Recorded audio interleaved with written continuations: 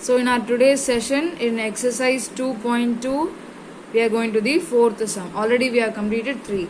So if 13,824 equal to 2 power a into 3 power b, then we have to find a and b. So in our solution, if 13,824 equal to 2 power a into 3 power b, using the prime factorization tree we can found this.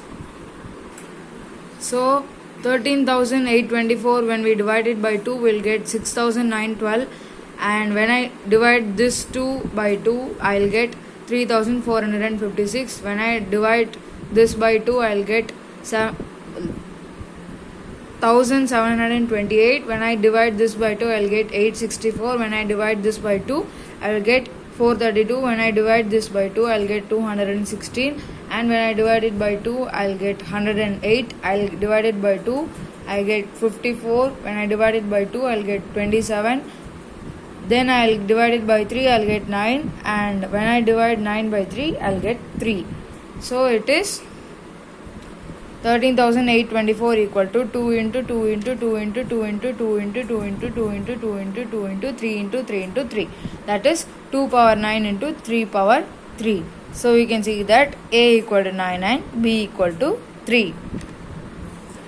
So in our fifth question, if p1 power x1 into p2 power x2 into p3 power x3 into p4 power x4 equal to 1,13,400, where p1, p2, p3, p4 are primes in ascending order and x1, x2, x3, x4 are integers. We have to find the value of p1, p2, p3 and p4 and x1, x2, x3 and x4. So in our solution, if p1 power x1 into p2 power x2 into p3 power x3 into p4 power x4 equal to 1,13,400, then p1, p2, p3, p4 are primes in ascending order and x1, x2, x3, x4 are integers. Using prime factorization tree, we'll find that when I divide 1,13,400 by 2, then I'll get 56,700. When I divide it by 2, I'll get 28,350. When I divide it by 2, I'll get 14,175. When I divide it by 3, I'll get 4,725. And when I divide it by 3, I'll get 1,575. And when I divide it by 3, I'll get 525. When I divide it by 3, I'll get 175. And when I divide it by 5, I'll get 35. And again when I divide it by 5, I'll get 7. So 1,13,400 equal to 2 into 2 into 2 into 3 into 3 into 3 into 3 into 5 into 7. Sorry, I left 1 5. So 2 power 3 into 3 power 4 into 5 power 2 into 7 power 1. That is p1 power x1 into p2 power x2 into p3 power x3 into p4 into x4. Okay. Therefore, p1 equal to 2, p2 equal to 3, p3 equal to 5 and p4 equal to 7. And x1 equal to 3, x2 equal to 4, x3 equal to 2 and x4 equal to 1. So, you can take p1 as 2, this value, first base value, then p2 is the second base value, p3 is the third base value and p4 is the fourth base value. And x1 is the first power value, x2 is the second power value, x3 is the third power value and x4 is the fourth power value. So our sixth question is to find the LCM and HCF of 408 and 170 by applying the fundamental theorem of arithmetic. So we have to find the LCM and HCF of 408 and 170. So first I am factorizing 408 and 170. That is, when I divide 408 by 2, I'll get 204. When I divide 204 by 2, I'll get 102. When I divide 102 by 2, I'll get 51. When I divide 51 by 3, I'll get 17. So here I am stopping because I have come to the prime number.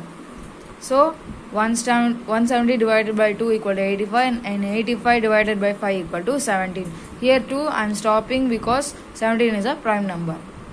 So 408 equal to 2 power 3 into 3 power 1 into 17 power 1, and 170 equal to 2 power 1 into 5 power 1 into 17 power 1. So here common prime factors are, here also 2 is there and 17 is there. So these both are the common prime factors. I am taking the exponents as 1 1 because in highest common factors you should take the least power. Keep it in mind, this is very important. Least power. So you see 2 power 3 and 2 power 1. So this is the least one, and 17 power 1, 17 power 1 both are same. You can take this or that, anything. So least exponents are 1, 1. Therefore HCF equal to 2 power 1 into 17 power 1, that is 2 into 17, 34. To find LCM, we list all prime factors of 408 and 170 and their greatest exponent as follows. That is 408 equal to 2 power 3 into 3 power 1 into 17 power 1, and 170 equal to 2 power 1 into 5 power 1 into 17 power 1. So therefore our LCM is, I am taking the highest power for LCM. LCM highest power of. So that is for HCF we took the smallest power for these both prime factors, but we are now going to take the highest power, that is 2 power 3 is greater than 2 power 1. So I am taking 2 power 3. Then both 17 power 1 we can take any one, and the left also we should write here. Leftover we should write it, and we should multiply the whole thing, and we'll get 2 power 3 is 8, 3 power 1 is 1, and 5 power 1 is 1, and 17 power 1 is 17. Sorry, 3 power 1 is 3 and 5 power 1 is 5. So that is, when I multiply it, I will get 2040. So our 7th question, find the greatest number consisting of 6 digits which is exactly divisible by 24, 15 and 36.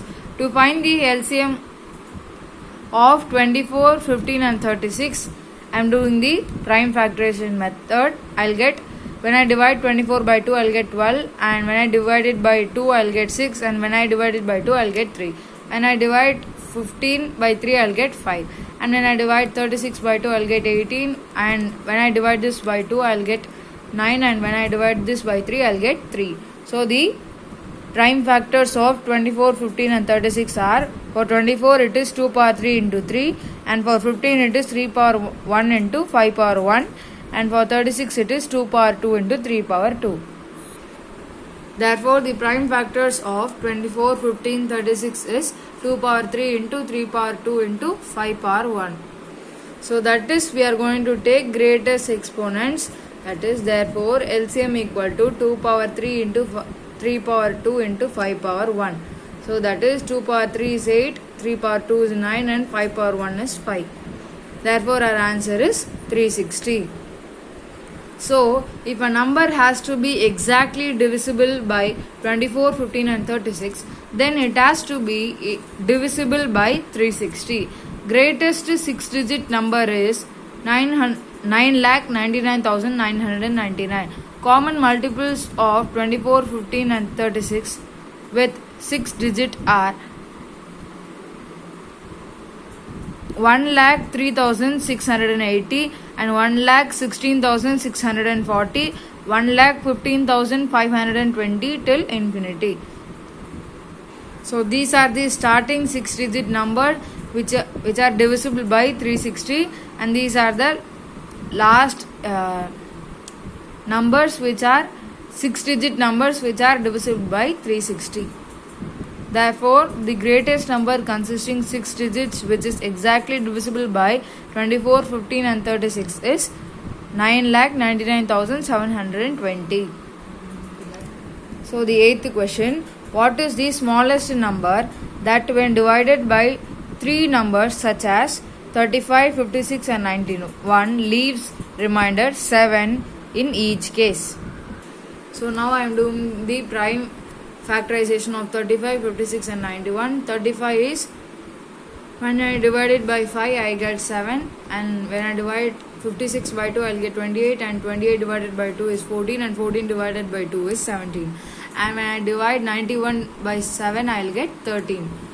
So I wrote the prime factors here, and therefore the LCM of 35, 56 and 91 is 5 into 7 into 2 into 2 into 2 into 13. So that is, this will be considered as 2 power 3, and I have took all the common factors, that is 7 in each case it is there, so I have took that, and 5 it is there, I also took that, and 2 power 3 I took that, and 13 is also there, I took that.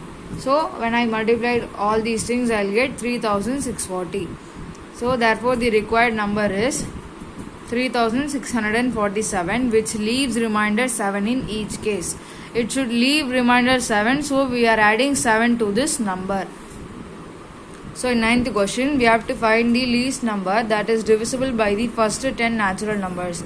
So the least number that is divisible by the first 10 natural numbers is 2520. So this is the illustration. That is 1, 2, 3, 4, 5, 6, 7, 8, 9, 10 are the least 10 natural numbers. So the least multiple of 2 and 4 is 8. The least multiple of 3 is 9. The least multiple of 5 is 5. The least multiple of 7 is 7. That is 2 into 4 is 8. So 3 numbers are taken out, and 1 we are not considering because 1 into any number is the same. And then 3 and 9 are taken out.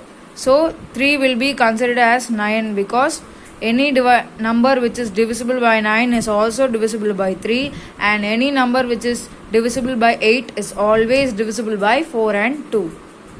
So LCM is 8 into 9 into 5 into 7. I didn't took 6 because I already took 8 and 9. 8 already has 2 and 4, and 9 has 3. So 2 into 3 is 6. So when is divisible by both 2 and 3, this number, then it will be also divisible by 6.